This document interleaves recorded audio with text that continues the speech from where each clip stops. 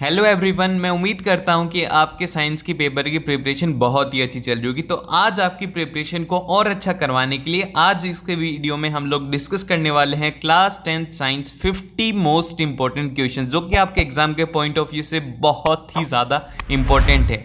आज ना केवल हम इसमें क्वेश्चंस की बात करेंगे, हम इसमें ये भी बात करेंगे कि आपको आंसर्स किस तरीके से लिखना है एग्जाम में, जिससे कि आपके मार्क्स आने की प्रोबेबिलिटी बहुत ज़्यादा हो। कि डायग्राम को किस तरीके से बनाना है, डायग्राम में लेबलिंग किस तरीके से करनी है, जो भी पॉइंट्स हैं एग्जाम के पॉइंट ऑफ व्यू से वो सब हम इसमें डिस्कस करेंगे। और अगर आप इसको ध्यान से देखते हो तो आप लोगों को ये बहुत ही ज़्यादा बेनिफिट देगा। और इनफैक्ट कि एग्जाम में यहीं से क्वेश्चंस देखने को मिलेंगे, क्योंकि ये जो क्वेश्चंस है भैया बहुत ही ज़्यादा सेलेक्टिव क्वेश्चंस हैं। इनके अलावा और कोई क्वेश्चंस बन नहीं सकते। और हो सकता है कि मैं इसमें आप लोगों को, जैसे कि एक क्वेश्चन है तो उससे रिलेटेड 3 से 4 क्वेश्चन बताऊंगा कि इससे इस तरीके के क्वेश्चन भी बन सकते हैं। तो आपका क्या होगा कि एक ही क्वेश्चन में 3 से 4 क्वेश्चन तैयार हो जाएंगे। तो भैया ध्यान से देखिएगा, पूरा देखना, ताकि आप लोग एग्जाम में बहुत ही अच्छा परफॉर्म कर पाओ। तो अब सबसे फर्स्ट जो चैप्टर आता है वो आता है कार्बन एंड इट्स कंपाउंड। तो जो सबसे पहला क्वेश्चन है वो ये है कि होमोलोगस सीरीज क्या होती है, इसका एक एग्जांपल दो।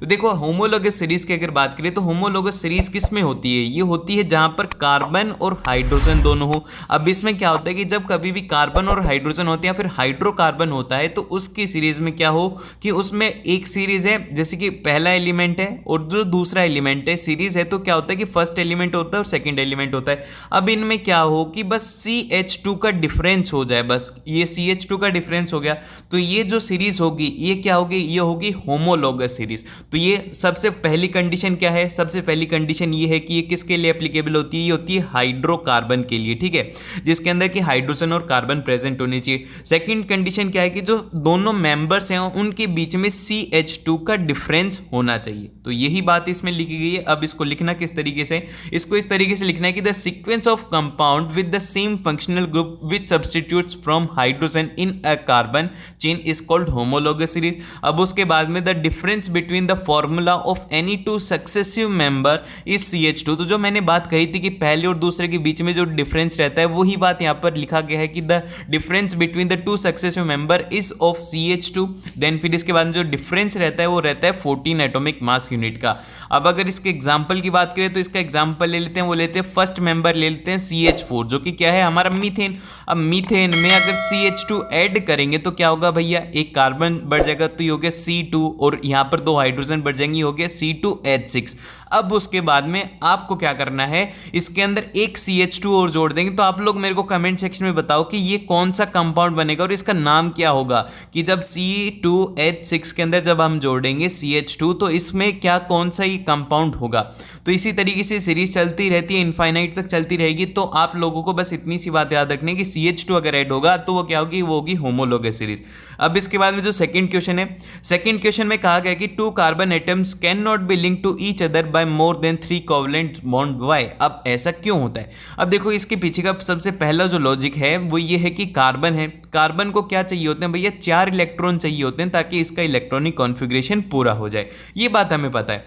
तो अब क्या करता है कि एक कार्बन ऐसे जोड़ दिए, फिर 2 बॉन्ड बना दिए, 3 बॉन्ड बना दिए। लेकिन अगर ये 4 बॉन्ड बना लें तो क्या होगा, सबसे पहला जो रीज़न रहेगा कि इनका जो कॉन्फ़िगरेशन है वो कंप्लीट ही नहीं होगा और ये स्टेबल नहीं रह पाएंगे। क्योंकि अगर मान लो कि ये बना भी लेते हैं तो मैक्सिमम इनके अंदर एंगल स्ट्रेन इतना हो जाएगा, इतने ज़्यादा स्ट्रेट हो जाएगा कि ये स्टेबल नहीं रह पाएगा। तो इसको स्टेबिलिटी रखने के लिए ये 3 ही बॉन्ड बना पाता है।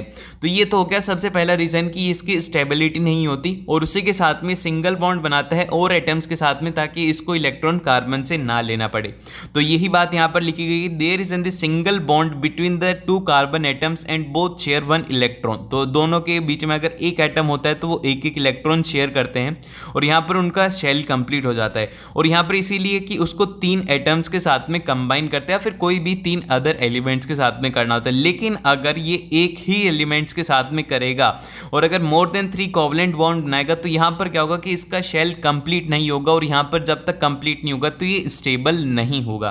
देन फिर इसके बाद में जो इसका सेकंड क्वेश्चन आता है, जिसके अंदर कहा गया है कि what are the 2 properties that can leads to an the huge number of carbon compounds we around us. तो अब देखो इसके पीछे के जो दोनों रीजन हैं और इस क्वेश्चन को दोनों को इंपॉर्टेंट मार्क कर लो, क्योंकि ये क्वेश्चन एग्जाम में पूछा जा सकते हैं, 2 मार्क्स में क्वेश्चन पूछा जाएगा, बहुत ही छोटा क्वेश्चन है। अब इसके पीछे के दो रीजन है, पहला तो है कैटिनेशन और दूसरा है टेट्रावैलेंसी। कैटिनेशन क्या होता है? कैटिनेशन वो प्रॉपर्टी होती है जिससे कि एक कार्बन मतलब कि एक एटम जो है वो अपने आप से कितनी बार लिंक कर लेगा। तो यही दोनों प्रॉपर्टी पाई जाती हैं, ये होगी कैटिनेशन और ये होगी टेट्रावैलेंसी। अब एग्जाम में ये दोनों की डेफिनेशन पूछी जा सकती है कि डिफाइन कैटिनेशन और डिफाइन टेट्रावैलेंसी। तो इन दोनों की डेफिनेशन आप लोगों को याद होनी चाहिए कि कैटिनेशन की डेफिनेशन क्या है कि the ability to form a covalent bond with combining with other carbon atom. तो ये होगी कैटिनेशन की प्रॉपर्टी। देन फिर इसके बाद में चलते हैं भैया नेक्स्ट प्रॉपर्टी की तरफ या फिर नेक्स्ट क्वेश्चन की तरफ। वो है यहाँ पर कि how can ethanol and ethanoic acid differentiate on the basis of physical and chemical properties.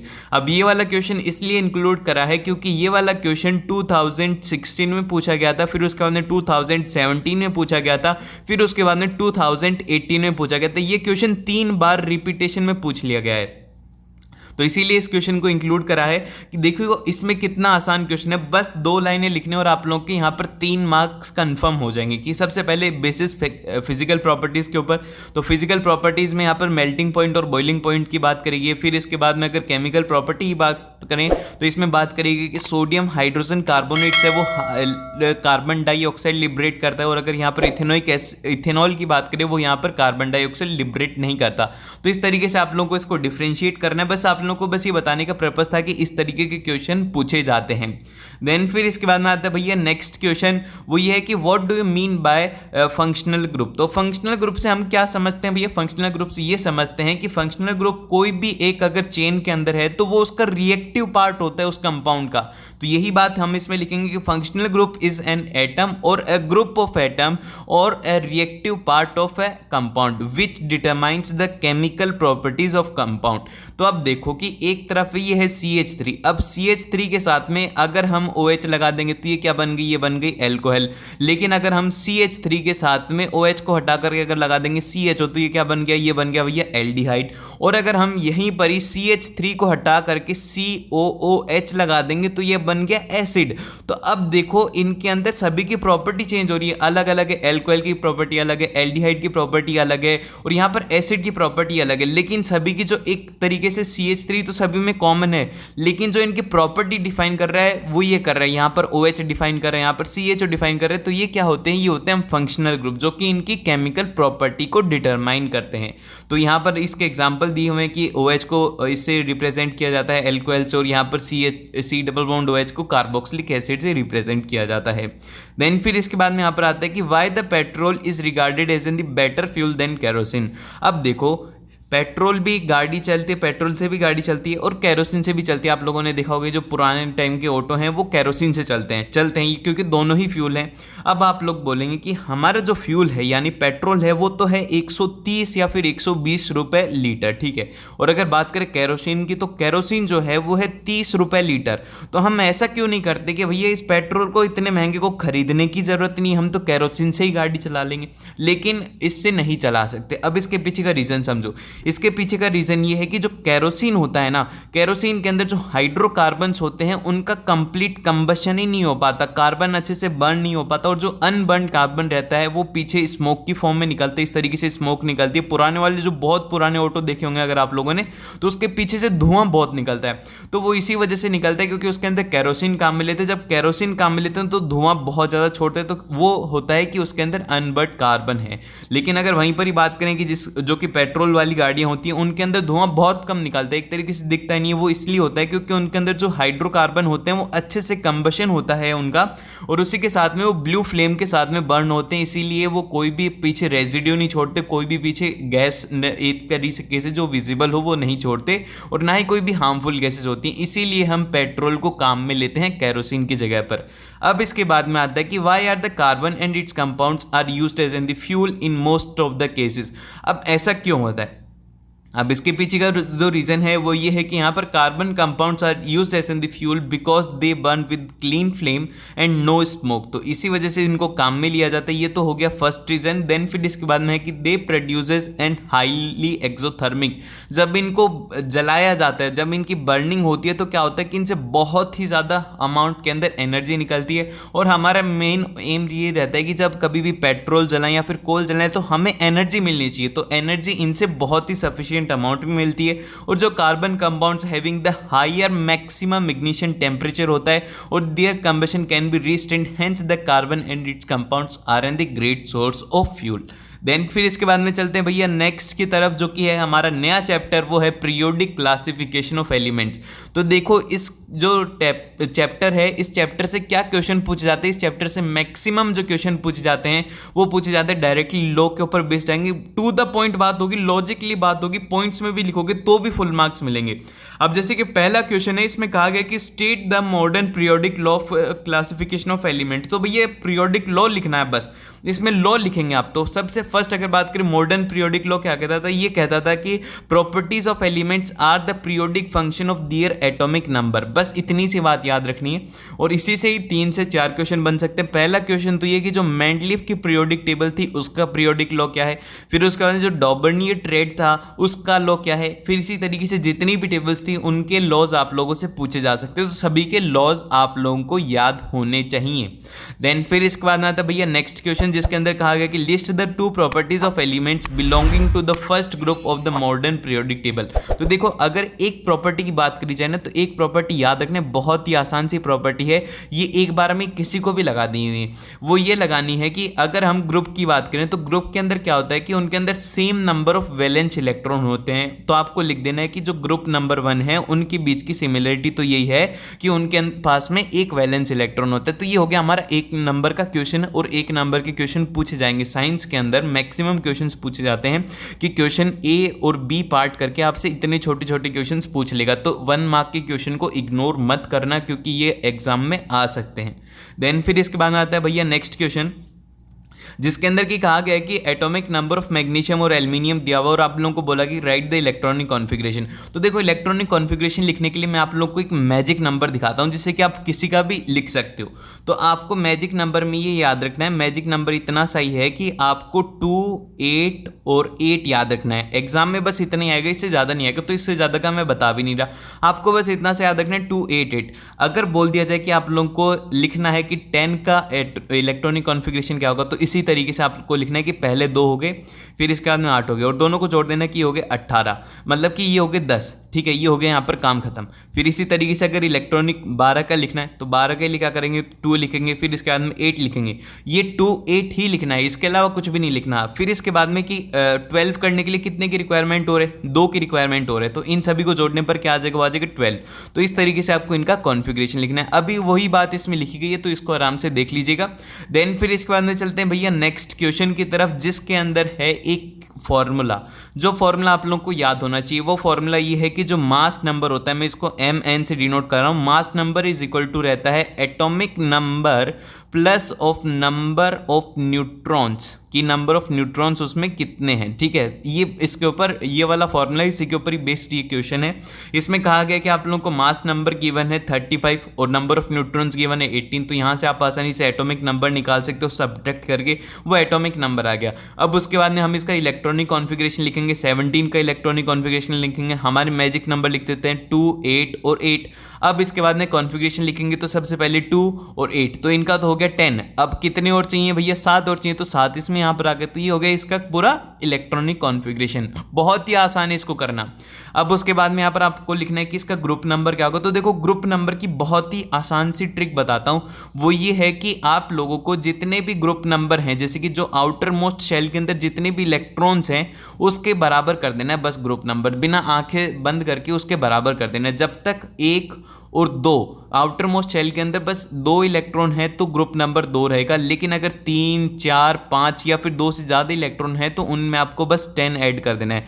जैसे कि इसके केस में अगर बात करें तो इसका कॉन्फ़िगरेशन है 2, 8 और 7, तो इसके अंदर कितने इलेक्ट्रॉन है आउटर मोस्ट में, वो है 7 इलेक्ट्रॉन्स। तो अब जब 7 इलेक्ट्रॉन है तो क्या करेंगे, 7 + 10 कर देंगे तो वो आ गया इसका ग्रुप नंबर। तो ये बात याद रखना।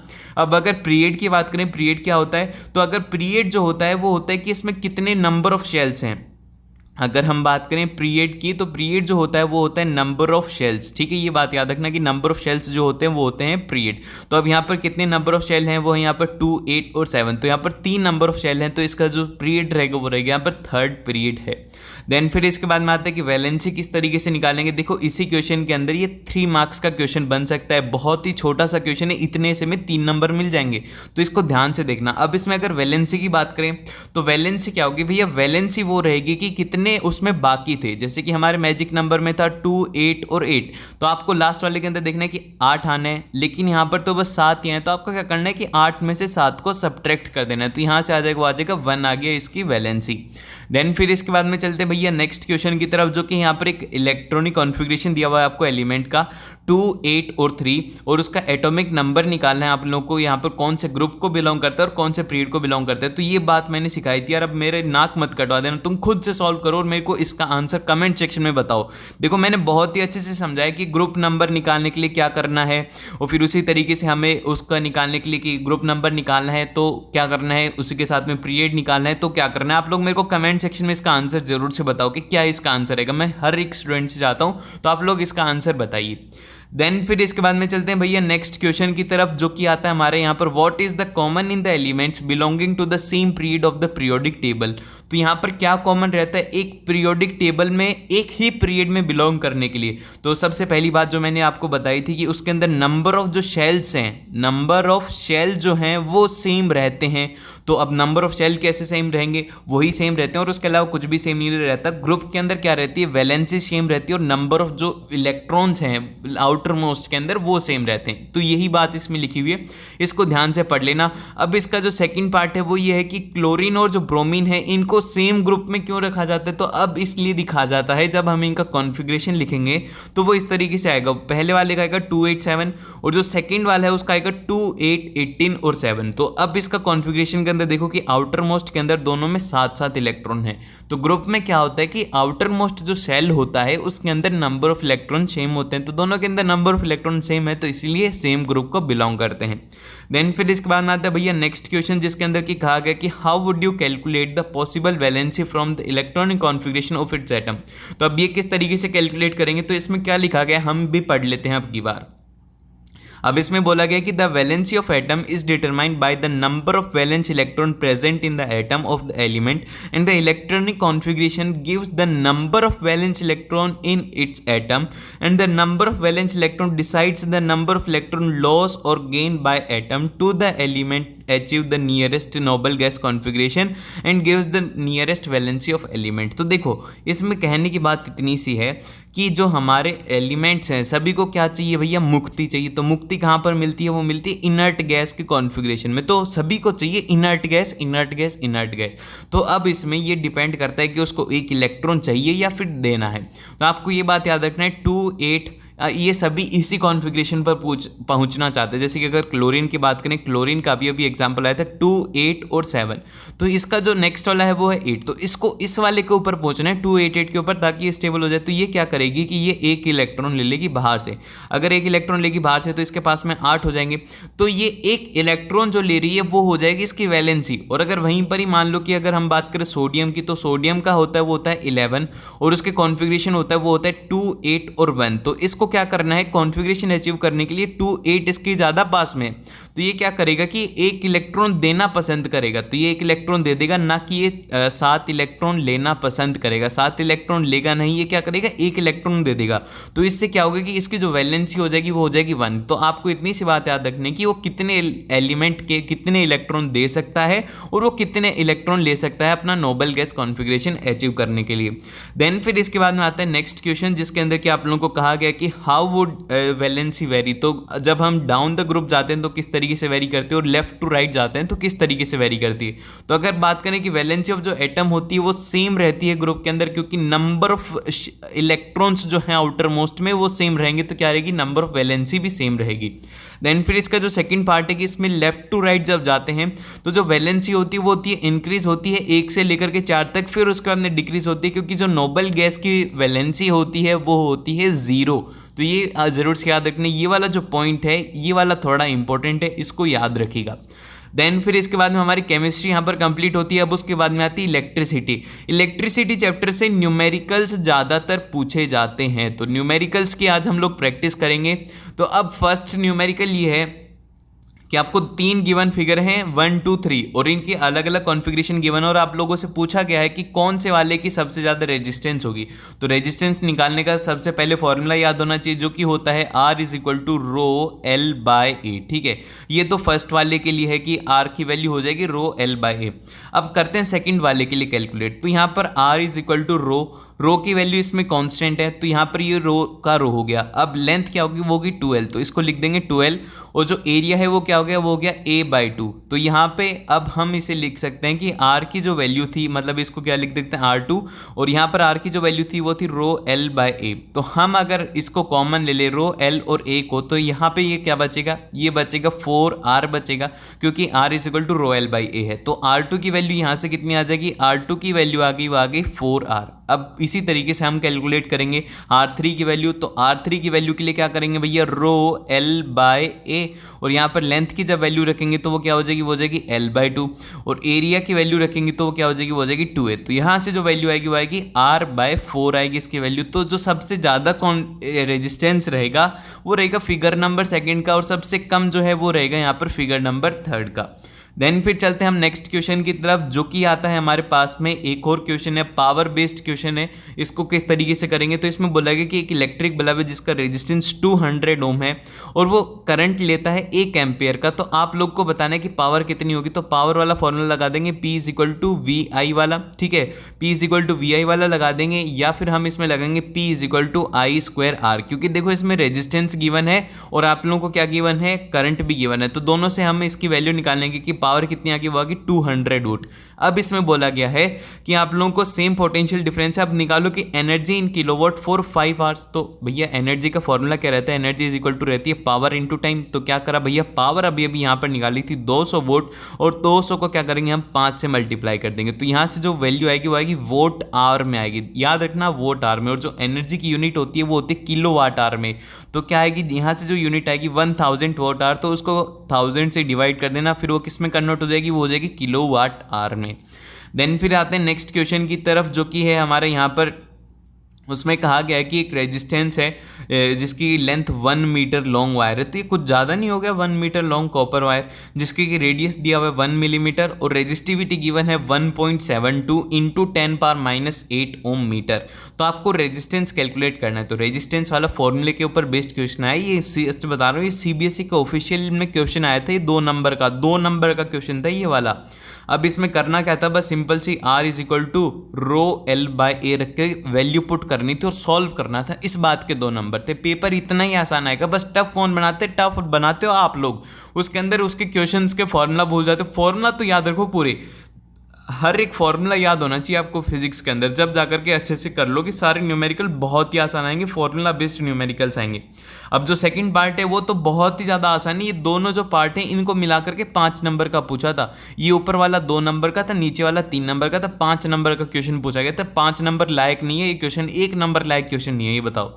अब इसमें क्या बोला गया था, इसमें ये कहा गया था कि एक सिस्टमेटिक डायग्राम बनानी जिसके अंदर की 4 तो बैटरी होनी चाहिए 2-2 वोल्ट की, और उसी के साथ में एक एमीटर होना चाहिए, और उसके साथ में रेजिस्टेंस है 2 ओम के और 3 ओम के, और वोल्ट मीटर लगाना है। बस इतनी सी बात है, बस डायग्राम बनाना था और उसके ऊपर पूरे नंबर मिल रहे थे। तो वो ये रहा डायग्राम।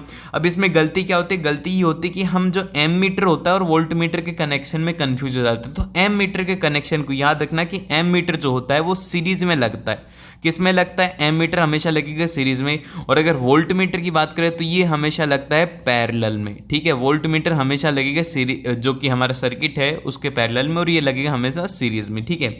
अब चलते हैं नेक्स्ट क्वेश्चन की तरफ, जो कि आता है हमारा फिर से एक न्यूमेरिकल है। इससे न्यूमेरिकली पूछना और कुछ नहीं पूछते, और न्यूमेरिकल भी ज़्यादातर पावर से पूछे जाएंगे, और वो भी एक ही फॉर्मूला है और उसके अलावा कोई और फॉर्मूला भी नहीं है। लेकिन ये तो ओम्स लॉ से पूछा गया। इसमें कहा गया कि आपको गिवन है, V की वैल्यू गिवन है, R की वैल्यू गिवन है, I की वैल्यू गिवन है, R2 की वैल्यू गिवन है, I2 की वैल्यू गिवन है। तो इसमें करना क्या है, देखो सिंपल सी बात है, एक तो ओम्स लॉ को याद कर लो, V is equal to I R वाले को, और एक पावर को याद कर लो, और उसके अलावा कुछ भी याद रखने की ज़रूरत नहीं है, और उससे ये चैप्टर कंप्लीट हो जाएगा। अब यहाँ पर बोला कि हाउ मच करंट, जो कि हमारा 220 वोल्ट का सोर्सेज है, कि जिससे कि रेजिस्टेंस चल रहा है 1200 ओम का, जो है हमारा एक बल्ब जल रहा है, और इस if the bulb is placed by the heater of 100 ओम, तो यहाँ पर बोला गया कि करंट कितना आएगा। तो सबसे पहले तो V is equal to I R से हम क्या करेंगे कि यहाँ पर इसके करंट कितना था इनिशियली, वो तो हो गया 0.18 एम्पियर हो गया, ठीक है। अगर हम इसको 100 ओम की उससे कर देंगे तो क्या होगा कि R2 की वैल्यू ही तो चेंज हो रही है, 1200 की जगह पर 100 हो गई, तो यहाँ पर ये आगे इसकी वैल्यू आ गई 2.2 एम्पियर। बस इतना सा क्वेश्चन था, और इसको सॉल्व करने के लिए आप लोगों को नंबर मिलते हैं, ठीक है। अब इसके बाद में चलते हैं नेक्स्ट क्वेश्चन की तरफ, जो कि है हमारा इसके, ये वाला क्वेश्चन जरूर से थोड़ा अच्छा है।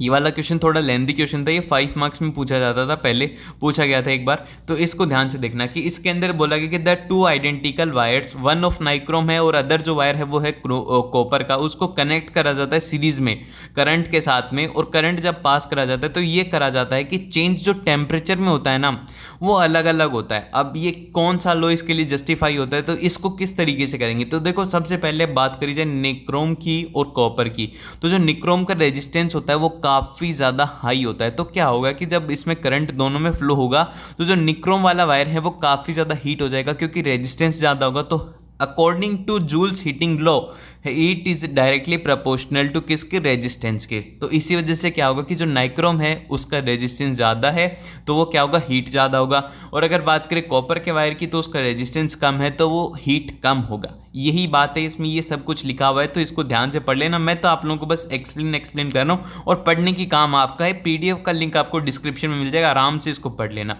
अब इसके बाद में फिर से वही क्वेश्चन है, देखो इसके अंदर 3-4 फॉर्मूला है, जिनके ऊपर पहला तो फॉर्मूला है ओम्स लॉ का, V is equal to I R वाला, ठीक है। दूसरा फॉर्मूला है P is equal to V I वाला, ठीक है। और तीसरा जो फॉर्मूला है इसी से ही P is equal to I square R वाला, और जो चौथा फॉर्मूला है वो है हमारा P is equal to V square by R. इनके अलावा कोई और क्वेश्चन के ऊपर न्यूमेरिकल नहीं आएंगे, बस समझ लेना, पेपर खत्म पूरा। सच बता रहा हूँ कि इलेक्ट्रिसिटी खत्म, काम खत्म इलेक्ट्रिसिटी का, ठीक है। अब इसमें करना क्या है, इसमें कहा गया कि एक बार उसकी पावर जो थी वो थी 60 वोल्ट, जब उसके वोल्टेज थे वो थे 240 वोल्ट। तो हम यहाँ पर R की वैल्यू निकालेंगे, क्योंकि R की वैल्यू कांस्टेंट रहेगी। अब इसमें बोला गया कि उसकी नई पावर की वैल्यू क्या होगी, जब हमने जो उसकी वोल्टेज है उसको कर दिया 192 वोल्ट, और उसके अंदर करंट कितना फ्लो होगा जब I1 की वैल्यू होगी। तो हम क्या करेंगे, इसमें सिंपल सा दिमाग लगाएंगे, V is equal to I R वाला, मतलब P is equal to V square by R वाला लगाएंगे, और यहाँ से R की वैल्यू कैलकुलेट करेंगे पहले केस से, जो क्या आएगी 960 ओम। फिर इसी तरीके से P2 की वैल्यू निकालेंगे V स्क्वायर बाय R करके, तो यहाँ से इसकी वैल्यू आएगी 38.4 वोल्ट। अब यहाँ पर ये आ गया। अब इसमें बोला गया कि पहले के अंदर I1 की वैल्यू क्या होगी, तो यहाँ पर फिर से ओम्स लॉ लगा देंगे, V is equal to I R करके। तो I की वैल्यू चाहिए, V की वैल्यू नोन है, R की वैल्यू नोन है, और इसे सॉल्व करेंगे तो यहाँ से 0.2 एम्पियर आ गया इसका करंट, ठीक है। अब इसके बाद में चलते हैं नेक्स्ट, जो हमारा चैप्टर आता है वो आता है magnetic effect of electric current. तो अब इससे जितने भी क्वेश्चंस हैं वो मैंने ज़्यादातर लिए हैं प्रीवियस ईयर बेस्ड क्वेश्चन, क्योंकि प्रीवियस ईयर क्वेश्चन करने से आपको बहुत ही ज़्यादा फायदा होगा। अब अगर बात करें, पहला क्वेश्चन है जिसके अंदर कहा गया कि व्हाट इज सोलेनोइड। तो ये वाला जो क्वेश्चन है आपको बताता हूँ कि आपको जो सैम्पल पेपर है ना, ऑफिशियल सैम्पल पेपर, उसमें CBSE ने बता रखा है कि ये 2 मार्क के अंदर क्वेश्चन है कि आप लोगों को इसकी जो फील्ड लाइन्स है वो ड्रॉ करनी है। तो ये देख लो, अब डायग्राम बनाने के नंबर मिलते हैं, और अभी मैंने आपको दिखाया ही था कि उसके अंदर क्या कहा गया है कि जो 3 मार्क्स के अंदर आप लोगों को फिर से डायग्राम बनाना था, एक सिस्टमेटिक डायग्राम बनाना था बस सभी को जोड़ने के लिए। तो डायग्राम को मिस मत करना किसी भी चैप्टर के, ठीक है। अब यहाँ पे सोलेनोइड क्या होता है, सोलेनोइड एक large number of circular turns होती हैं, जो कि एक लॉन्ग फॉर्म ऑफ सिलेंडर के ऊपर होते हैं, जिससे कि अगर करंट पास होता है तो उसमें मैग्नेटिक फील्ड डेवलप होता है, और मैग्नेटिक फील्ड लाइंस जो हैं वो इस तरीके से नीचे बना रखी हैं, और जो उनकी प्रॉपर्टीज़ हैं वो सब कुछ आपको यहाँ पर 3 इंपॉर्टेंट फैक्टर्स हैं जो कि इफेक्ट करते हैं, वो सब आप यहाँ पर लिखे हुए हैं, आप आराम से पढ़ लीजिए। देन फिर आता है हमारा नेक्स्ट क्वेश्चन, जिसके अंदर कि कहा गया है कि दो सर्कुलर कोइल हैं P और Q, और इनके अंदर जब करंट फ्लो होता है then what will you observe. जो गैल्वेनोमीटर कनेक्टेड है ये क्या ऑब्जर्व होगा, तो if the current in the P, जो हमारी ये वाली कोइल है इसमें करंट चेंज होगा तो इसमें क्या ऑब्जर्व होगा। और उसी के साथ में if the both the coils are moved with the same direction with the same speed तो क्या होगा। तो देखो ये कंसेप्ट ये है EMI का। EMI का कंसेप्ट ये बोलता है कि अगर एक जो कोइल है उसके अंदर करंट फ्लो हो रहा है तो उसमें मैग्नेटिक फील्ड इंड्यूस्ड होगी, तो वो मैग्नेटिक फील्ड जो है अगर ये कोइल 2 इसकी मैग्नेटिक फील्ड में आती है तो इसमें क्या होगा, करंट डेवलप होगा। सादा भाषा में कहने का मतलब इतना सही है। और जो इसमें इतनी बड़ी रामायण लिखी हुई है इसका मतलब ये है कि अगर जो P के अंदर करंट चेंज करेंगे तो करंट चेंज करेंगे तो मैग्नेटिक फील्ड चेंज होगा। जब मैग्नेटिक फील्ड चेंज होगा तो क्या होगा भैया, उसके अंदर डिफ्लेक्शन आएगा या नहीं आएगा, डिफ्लेक्शन आएगा। तो वो डिफ्लेक्शन क्या दिखाएगा, गैल्वेनोमीटर दिखाए तो क्या होगा इसमें, अगर करंट इंक्रीज करेंगे तो डिफ्लेक्शन आएगा। ठीक है, अब अगर बोला जा रहा है कि अगर सेम डायरेक्शन में मूव करेंगे तो सेम डायरेक्शन में मूव करने से कोई भी इफेक्ट इस पर नहीं होगा, क्योंकि ये स्टेशनरी रहेंगे एक दूसरे के रेस्पेक्ट में, तो इनके कोई भी डिफरेंस नहीं आने वाला।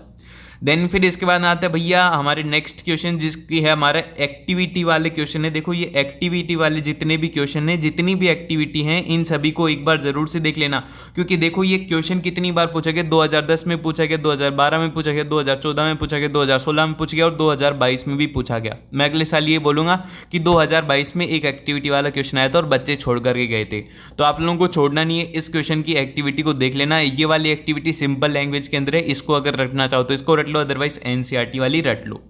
फिर इसके बाद में इसी तरीके से फिर से एक और एक्टिविटी, ये भी कितनी बार पूछी गई है, 2012 में, 2014 में, 2016 में और 2022 में भी पूछी गई है। मैं अगले साल फिर से बोलूँगा कि ये वाला क्वेश्चन आया था, तो देखो ध्यान से देख लेना, ये वाली इंपॉर्टेंट है, इसीलिए मैंने इन क्वेश्चंस को लिया है। मजाक नहीं कर रहा हूँ, मजाक की बात साइड में, आप इसको ज़रूर से देख लीजिएगा। एक तो ये वाली एक्टिविटी और एक की आयरन जो फील्ड लाइन्स होती हैं उनको किस तरीके से ड्रॉ किया जाता है वो पूछी जा सकती है। ठीक है, अब उसके बाद में चलते हैं भैया नेक्स्ट जो हमारी आती है फेवरेट बायोलॉजी। ये क्वेश्चंस आप लोग देख लीजिएगा।